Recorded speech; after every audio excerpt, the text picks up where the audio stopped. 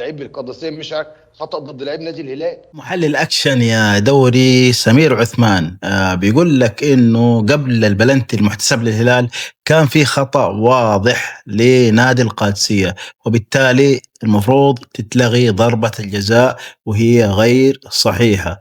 وليد الفراج يؤيده كذلك، لكن محمد الفودة بيقول لك لا، هي ضربة جزاء، والخطأ عبارة عن تدافع طبيعي بين اللاعبين، لا يستدعي أن يكون هناك خطأ.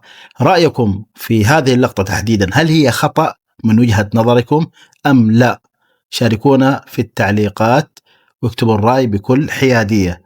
ونقول صراحة كانت مباراة مثيرة، مباراة ممتعة صراحة، يعني شفنا أداء يعني خرافي من الطرفين، ممتع مقنع، سواء من الهلال سواء من القادسية. 4 أهداف، مباراة يعني أوفت بوعودها، مباراة كانت قمة الجولة صراحة.